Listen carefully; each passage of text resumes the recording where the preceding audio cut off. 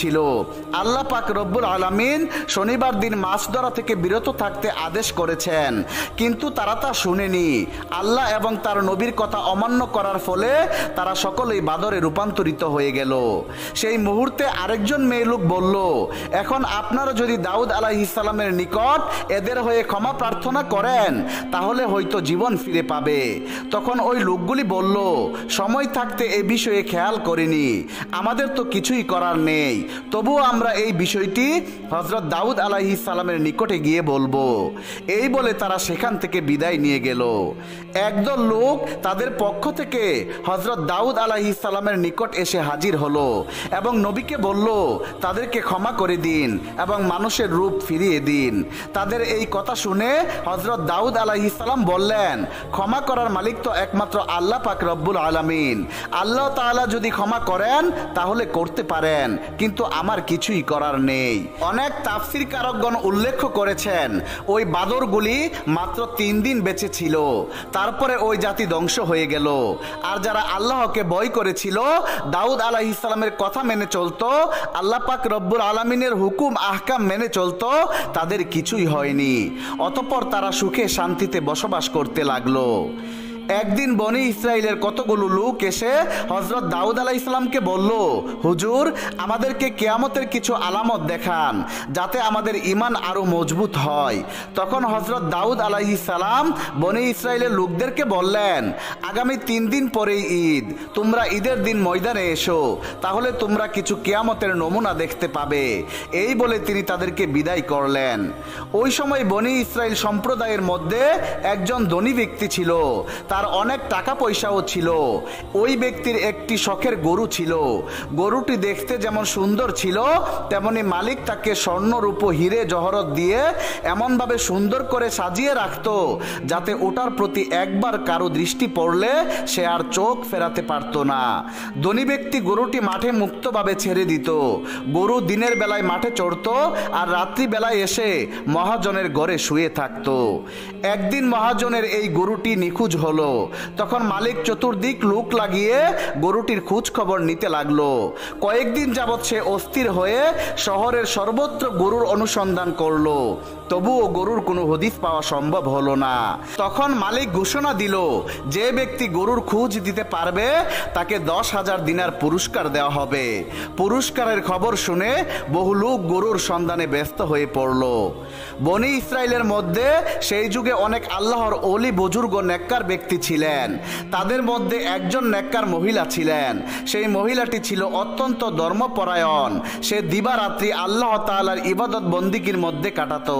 তার একটি মাত্র ছেলে ছিল। মহিলা নির্বিঘ্নে ইবাদত করার জন্য লোকালয় ছেড়ে এক নির্জন ময়দানের মাঝে গিয়ে বসতি স্থাপন করেন। ছেলেটি তার সঙ্গেই ছিল। সেখানে তাদের ঘরের পাশ দিয়ে একটি ছোট পানির নহর সর্বদা বয়ে যেত। তাদের যখন ক্ষুধা পেত তখন তারা গিয়ে নহরের পানি পান করত, তাতেই তাদের ক্ষুধা নিবারণ হয়ে যেত। কিছুদিন পর তারা দেখতে পেল নহরের পাশে কয়েকটি আনার গাছ জন্মেছে। দেখতে দেখতে গাছগুলো বড় হয়ে ফল ধরলো। গাছগুলো প্রতিদিন 2টি করে পাকা ফল দিতে আরম্ভ করলো। তখন মহিলা ও তার ছেলে আল্লাহ প্রদত্ত আনার ফল খেতে আরম্ভ করলো। প্রতিদিন তারা দুজনে ফল খেয়ে পরিতৃপ্তি হতো। আল্লাহর বান্দার রিজিকের দায়িত্ব আল্লাহর নিজের, তাই তাদের আর রুজি রোজগারের কোনো ভাবনা ছিল না। তারা দিবারাত্র আল্লাহর ইবাদত বন্দিগিতে মশগুল থাকতো এবং আনার ও নহরের পানি পান করে অতি স্বাচ্ছন্দ্যে দিন যাপন করত। এভাবে তারা একাধারে 70 বছর যাবৎ ইবাদত বন্দিগিতে লিপ্ত থাকে এবং আনার ও নহরের পানি পান করে জীবিকা নির্বাহ করে। একদিন ছেলে তার মাকে বলল, মা, আমরা একাধারে 70 বছর যাবৎ একই খাদ্য খেয়ে আসছি। আমিও বৃদ্ধ হয়েছি আর তুমি তো অতি বৃদ্ধা। এখন আমার মনে হয় একদিন বাজারে গিয়ে নতুন কিছু খাদ্য এনে তোমাকে খেতে দিব। বৃদ্ধা তখন জিজ্ঞাসা করলো, টাকা কোথায় পাবে? তখন ছেলেটি বলল, একদিনের আনার 2টি বিক্রি করে যে টাকা পাবো তার দ্বারা অন্য খাদ্য কিনে নিয়ে আসবো। তার মা বলল, বাবা, আল্লাহ সন্তুষ্ট হয়ে যে খাদ্য আমাদেরকে দিচ্ছেন তার উপর সন্তুষ্ট থাকা উচিত। বিকল্প কোনো চিন্তা করা আল্লাহ তাআলার নাশুকরিয়া করা হবে। অতএব আমাদের নতুন কোনো খাদ্যের প্রয়োজন নেই। আমরা আল্লাহ তাআলার তরফ থেকে যা পাচ্ছি তাই আমাদের জন্য যথেষ্ট। অতএব আমি তোমাকে দুর্ভাবনা করতে বারণ করছি। ছেলে তার মায়ের উপদেশে সন্তুষ্ট হলো না। সে বারবার তার মাকে একই কথা বলে বিরক্ত করতে লাগলো। অবশেষে তার মা বলল, যা, তোর যা ইচ্ছে তাই কর গিয়ে। ছেলে তখন সেদিনের আনার দুটি নিয়ে বাজারে গেল এবং বাজারে তা বিক্রি করে সেই টাকা দ্বারা বিভিন্ন রকমের খাদ্য কিনে নিয়ে আসলো। প্রথমে তার মা ছেলের ক্রয় করা কোনো খাদ্যই খেলো না। ছেলে তখন বলল, মা, তুমি কিছু না খেলে আমিও খাবো না, সমস্ত খাদ্য ফেলে দেব। তখন তার মা বাধ্য হয়ে বাজারের খাদ্য খেলো। ছেলেও পেট ভরে খেলো। পরের দিন দেখা গেল গাছে আর আনার ধরেনি। তখন মা ও ছেলে খুবই দুশ্চিন্তাগ্রস্ত হয়ে পড়ল। এক এক করে 3 দিন অতিবাহিত হলো, গাছে আর কোনো ফল এলো না। তখন তারা উভয়ে অনাহারে খুবই দুর্বল হয়ে গেল। তারা শুধু নহরের পানি পান করে দিন অতিবাহিত করতে লাগলো। এমন সময় একটি স্বাস্থ্যবান ও সুন্দর অলঙ্কারে সজ্জিত গরু এসে তাদের দরজায় সারাদিন ঘোরাঘুরি করে কাটাতে লাগলো। তৃতীয় দিন গরুর জবান খুলে গেল। গরুটি বৃদ্ধাকে বলল, মা, আমাকে জবাই করে আমার গোশত খান, আমি আপনাদের জন্য হালাল। অতএব হালাল গোশত খেতে আপনাদের আপত্তি থাকা উচিত নয়। বৃদ্ধা ও তার ছেলে গরুর মুখের ভাষা শুনে খুবই চিন্তিত হয়ে গেল। বৃদ্ধা বলল, কার গরু খেয়ে আমরা বিপদের সম্মুখীন হব? ছেলে বলল, গরু নিজেই বলছে সে আমাদের জন্য হালাল, অতএব এজন্য কোনো অপরাধ হলে তার হবে, আমাদের কোনো অপরাধ হবে না। অতএব মা, আমরা গরুটিকে জবাই করে ওর গোশত খেয়ে ক্ষুধা নিবৃত্ত করি। গরুটি আজ 3 দিন যাবৎ আমাদের দ্বারপ্রান্তে শুয়ে থাকে। আল্লাহ তাআলা আমাদের খাদ্য পরিবর্তন করার দেওয়ার আকাঙ্ক্ষা পূর্ণ করার জন্যই আনার বন্ধ করে গরু পাঠিয়ে দিয়েছেন। বৃদ্ধা ছেলের কথায় শেষ পর্যন্ত রাজি হলো। যখন ছেলেটি গরু জবাই করার জন্য গরুর কাছে আসলো, গরু তখন তার গার মাটির সাথে মিশিয়ে জবাই করার পরিবেশ সৃষ্টি করে দিল। ছেলেটি কোনো লোকজন ছাড়াই একাই জবাইয়ের কার্য সমাধান করলো। এতে তার কোনো রকম অসুবিধা হলো না। গরুর মাংস কেটে তারা অল্প সময়ের মধ্যে কাবাব করে খেয়ে ক্ষুধার জ্বালা নিবৃত করলো। বাকি মাংস কাবাব করে পরের দিনগুলোর জন্য রেখে দিল। বনি ইসরায়েলের সেই সম্পদশালী ব্যক্তি ছিল এই সুন্দর গরুর মালিক। সে কয়েকদিন যাবৎ গরুটি হারিয়ে উহার খুঁজে অনেক লোক লাগিয়ে দিয়েছিল। বনি ইসরায়েল সম্প্রদায়ের মধ্যে দিলালা নামের একটি সুন্দর মহিলা ছিল। সে 10,000 দিনার প্রাপ্তির লোভে বাড়ি বাড়ি গিয়ে গরুর অনুসন্ধান আরম্ভ করে দিল। অনেক বাড়ি অনুসন্ধানের পরে একসময় সে বৃদ্ধার জীর্ণ কুটিরে এসে উপস্থিত হলো। তখন পর্যন্ত গরুর চামড়া ও হাড় বাইরে বিক্ষিপ্ত অবস্থায় পড়েছিল। দিলালা এগুলো দেখে অনেকটা আশাবাদী হলো। সে তৎক্ষণাৎ বৃদ্ধার ঘরে গিয়ে দেখে বৃদ্ধা ও তার ছেলে কাবাব খাচ্ছে। তখন দিলালা জিজ্ঞেস করলো, তোমরা কাবাব খাচ্ছ? গরুটি তো দেখতে মনে হয় বেশ সুন্দরী ছিল, তাহলে তো তার কাবাব খেতে ভালোই হবে, আমাকে একটু দাও না। তখন বৃদ্ধা তাকে একটু কাবাব খেতে দিল। তখন দিলালা বলল, আমি এটা বাড়িতে গিয়ে মজা করে খাবো। এরপর দিলালা কাবাব নিয়ে বের হয়ে গেল। কিন্তু দিলালা ওখান থেকে বের হয়ে দ্রুত গরুর মালিকের বাড়িতে গিয়ে তাকে খবর দিল। দিলালা বলল, আমি আপনার গরুর খবর নিয়ে এসেছি, এক্ষুনি আমাকে আমার প্রাপ্য বকশিশ দিয়ে দিন। গরুর মালিক তখন তাকে একত্রে 10,000 দিনার দিয়ে দিল এবং তাকে বলল, বলো, এবার বলো আমার গরু কোথায়? দিলালা বলল, গরু জীবিত নেই, নির্জন ময়দানের মাঝে এক বৃদ্ধা ও তার ছেলে বাস করে।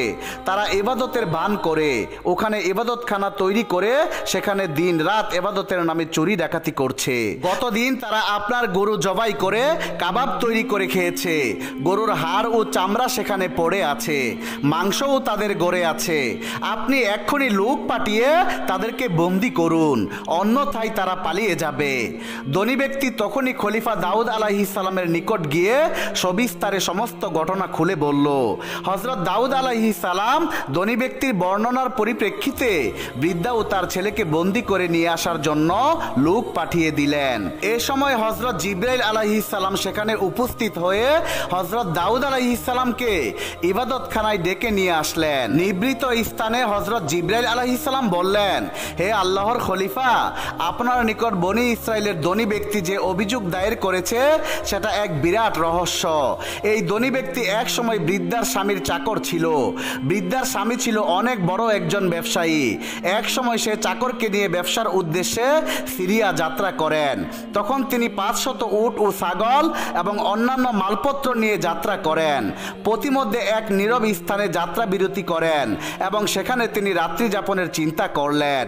তিনি যখন রাত্রি যাপন করেছিলেন এবং গভীর ঘুমে নিমগ্ন ছিলেন, এমন সময় চাকরের মাথায় একটা কুবুদ্ধি আসলো। সে দেখলো তার মনিব ঘুমন্ত এবং এই সময় সে তার মনিবের গলায় ছুরি চালিয়ে দিল এবং তাকে শেষ করে তার সমস্ত মালপত্র নিয়ে মিশর যাত্রা করলো। সে মিশরে গিয়ে সমুদয় মালপত্র বিক্রি করে বিপুল অর্থ সম্পদের মালিক হয়ে গেল। শুধুমাত্র এই গরুটি বিক্রি না করে সাথে নিয়ে আসলো। দীর্ঘদিন পরে দেশে এসে সে বড়লোক হয়ে গেল। লোকজন, কর্মচারী ও বন্ধু বান্ধব জুটিয়ে অল্প সময়ের মধ্যেই একজন বিশিষ্ট ব্যক্তির মর্যাদা অর্জন করলো।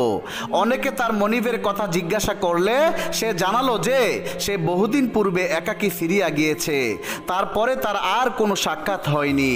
এখন যে গরুটি বৃদ্ধা ও তার ছেলে জবেহ করে খেয়েছে, এটা বৃদ্ধার স্বামীর খরিদ করা গরু। আর এই ধনী ব্যক্তির সহায় সম্পদ যা কিছু আছে তার সবই বৃদ্ধার স্বামীর উপার্জিত সম্পদ। অতএব এই ঘটনাটিকে সম্মুখে রেখে আপনি অভিযোগের ন্যায়সঙ্গত রায় প্রদান করবেন। এই কথা বলে হযরত জিবরাইল আলাইহিস সালাম চলে গেলেন। হযরত দাউদ আলাইহিস সালাম কর্তৃক প্রেরিত লোকজন যথাসময়ে বৃদ্ধাকে ও তার ছেলেকে বন্দি করে খলিফার দরবারে নিয়ে আসলো। খলিফা বন্দীদেরকে মেহমানখানায় যত্ন সহকারে রাখার হুকুম দিলেন এবং বাদী ধনী ব্যক্তিকে বললেন, আগামী ঈদের দিন তুমি ঈদের ময়দানে আমার সাথে দেখা করবে। আমি ময়দানে তোমার অভিযোগের রায় প্রদান করব এবং কিয়ামতের আলামত দেখাবো। পরের দিন ঈদ উপলক্ষে ভোর থেকে মানুষ ময়দানে জমায়েত হতে আরম্ভ করলো। বিশেষ করে ঈদের ময়দানে কিয়ামতের নমুনা দেখার ওয়াদা করেছেন স্বয়ং নবী। তাই বৃদ্ধ বৃদ্ধা, যুবক যুবতী, পুরুষ ও মহিলা দলে দলে এসে পূর্বেই ময়দান ভর্তি করে ফেললো। প্রতি বছরের তুলনায় এই বছর ময়দানে অনেক গুণ বেশি মানুষ উপস্থিত হয়েছিল। হযরত দাউদ আলাইহিস সালাম প্রথমে সুললিত কণ্ঠে জাবুর কিতাব থেকে পাঠ করলেন। মানুষ তার সুকণ্ঠে তেলাওয়াতে মন্ত্রমুগ্ধের মতো নিশ্চুপ ও তন্ময় হয়ে রইল। তারপরে দিনের তালিম সম্পর্কে কিছুটা খুতবা পেশ করলেন। সব শেষে গরুর মালিককে এবং জবহকারী বৃদ্ধা ও তার ছেলেকে খলিফার সম্মুখে হাজির করা হলো। প্রথমে খলিফা দাউদ আলাইহিস সালাম গরুর মালিককে বললেন, বৃদ্ধা অভাবের তাড়নায় তোমার গরু জবেহ করে খেয়েছে। এদের অভাব মোচনের ক্ষেত্রে আমার তৎপরতা থাকা উচিত ছিল, কিন্তু আমি যথাসময়ে সেটা করতে ব্যর্থ হয়েছি, ফলে এরা তোমার গরুটিকে জবেহ করতে বাধ্য হয়েছে। অতএব তুমি তাদের ক্ষমা করে দাও। তখন গরুওয়ালা ধনী ব্যক্তি বলল, না খলিফা, আমি ক্ষমা করতে সম্মত নয়, আপনি ন্যায়সঙ্গত বিচার করুন। তখন খলিফা বললেন, আচ্ছা ঠিক আছে, তাহলে আমি গরুর ক্ষতিপূরণ বাবদ তোমাকে গরুর উপযুক্ত দামটা দিয়ে দিচ্ছি, তারপরেও তুমি বৃদ্ধা ও তার ছেলেকে ক্ষমা করে দাও। গরুওয়ালা ধনী ব্যক্তি তখন বলল, আপনার দরবারে ক্ষমা প্রদর্শন করতে আসিনি, আমি ন্যায় বিচার পেতে এসেছি। এমন সময় হযরত জিবরাইল আলাইহিস সালাম এক আওয়াজ দিয়ে হযরত দাউদ আলাইহিস সালামকে বললেন, হে আল্লাহর খলিফা, বিচার প্রার্থী ন্যায় বিচার পেতে এসেছে বলে আপনার নিকট কয়েকবার উচ্চারণ করেছেন, অতএব আপনি ন্যায় বিচার করে দিন। ক্ষমার মাধ্যমে আপোষ মীমাংসার কোনো প্রয়োজন নেই। হযরত দাউদ আলাইহিস সালাম তখন বৃদ্ধাকে বললেন, এই ব্যাপারে তোমাদের কি বক্তব্য আছে? তখন বৃদ্ধা বলল, হুজুর, আমার স্বামী একজন নেককার ব্যবসায়ী ছিলেন। তিনি চিরদিন তার ব্যবসায় লভ্যাংশের অর্ধেক গরিব দুঃখীকে দান করতেন। একদা তিনি ব্যবসার উদ্দেশ্যে সিরিয়া গমন করলেন, তারপর আর তিনি ফিরে আসেননি। আমি তখন আমার একমাত্র ছেলেকে নিয়ে খুবই বিপন্ন হয়ে পড়ি। আমার আওতায় যে ধন সম্পদ ছিল তা দুষ্ট মনের মানুষেরা আত্মসাৎ করে নেয়, ফলে আমাকে খুবই অভাবে পড়তে হয় এবং অভাব অবস্থায় আমার দিন কাটতে থাকে। তখন আমি মনে মনে চিন্তা করলাম, এভাবে অভাবে হা হুতাশ করে মৃত্যুবরণ করার করার চাইতে নিভৃতে আল্লাহর নাম স্মরণ করতে করতে মৃত্যুবরণ করা অনেক শ্রেয়। তাই আমি ঘরবাড়ি ছেড়ে ময়দানে একখানি জীর্ণ কুটির তৈরি করে আল্লাহর ইবাদত বন্দিগিতে মশগুল হই। এখানে আল্লাহ তাআলা আমাকে সুপেয় পানি ও মূল্যবান ফল দান করে রিজিকের ব্যবস্থা করে দেন। আমরা দীর্ঘ 70 বছর যাবৎ আল্লাহর প্রদত্ত এই রিজিক খাই এবং ইবাদত বন্দিগিতে লিপ্ত থাকি। এইভাবে বৃদ্ধ মহিলা গরু জবাইয়ের ঘটনা সহ সমস্ত ঘটনা হযরত দাউদ আলাইহিস সালামের কাছে বর্ণনা করলেন। অতঃপর মহিলাটি বললেন, হুজুর, এখন বিষয়টির যা ফয়সালা করা আপনি করে দেবেন, আমরা অবনত মস্তকে তা মেনে নেব। অতঃপর হযরত দাউদ আলাইহিস সালাম উভয় পক্ষের বক্তব্যের পরে উপস্থিত জনতার মাঝে নিজ রায় প্রদান করে বললেন, হে গরুর দাবিদার, তুমি একটি সুরন্দর মানুষ, তুমি একজন লুণ্ঠনকারী ও হত্যাকারী। তুমি আজ যে সম্পদের অধিকারী সেই সম্পদের প্রকৃত মালিক এই বৃদ্ধার স্বামী। সেই হিসাবে এখন এই গরুর মালিক এই বৃদ্ধা ও তার ছেলে। এমত অবস্থায় যার গরু সে খেয়েছে তাতে তাদের কোনো অপরাধ হয়নি। এই কথা শুনে গরুর দাবিদার ধনী ব্যক্তি বলল, খলিফা, আমি আপনার নিকট ন্যায় বিচারের জন্য এসেছিলাম, কিন্তু আপনি তো আরম্ভ করে দিলেন কাল্পনিক কিচ্ছা কাহিনী। আপনি যা বলছেন তা সত্য নয়। হযরত দাউদ আলাইহিস সালাম তখন বললেন, হাইরে দাগাবাজ, হাইরে মিথ্যুক, আমি যা বলছি তা আমার কথা নয়, আমি জিবরাইল আলাইহিস সালামের কাছ থেকে শুনে তারপর বলছি। এক্ষুনি দেখতে পাবি আমি মিথ্যা বলছি না তুই মিথ্যা বলছিস। অতঃপর হযরত দাউদ আলাইহিস সালাম বললেন, হে অপরাধীর হাত পা অঙ্গ প্রত্যঙ্গ, তোমরা এই ব্যক্তির কার্যাবলীর সঠিক সাক্ষ্য প্রদান করো। তখন তার জবান বন্ধ হয়ে গেল এবং তার হাত বলে উঠল, হুজুর, আপনার বক্তব্য সত্য। আমি ছুরি দিয়ে ওর মালিকের গলা কেটেছি এবং সমস্ত মালপত্র সাজিয়ে গুছিয়ে মিশরের বাজারে নিয়ে বিক্রি করতে সাহায্য করেছি। তার পা বলল, হে খলিফা, আপনার বক্তব্য অক্ষরে অক্ষরে সত্য। এই হত্যাকাণ্ড ও মালপত্র নিয়ে বিক্রয় ও অন্যান্য অপরাধমূলক কাজে সে আমার সাহায্য নিয়েছে। নাক কান চুল হতে আরম্ভ করে তার সকল অঙ্গ প্রত্যঙ্গ এক এক করে ঘটনার সততা স্বীকার করলো। তখন হযরত দাউদ আলাইহিস সালাম হুকুম দিলেন, আল্লাহর শরীয়ত অনুসারে এই ধনী ব্যক্তির সকল ধন সম্পদ বৃদ্ধাকে দিয়ে দাও এবং একে এই মুহূর্তে খতম করে দাও।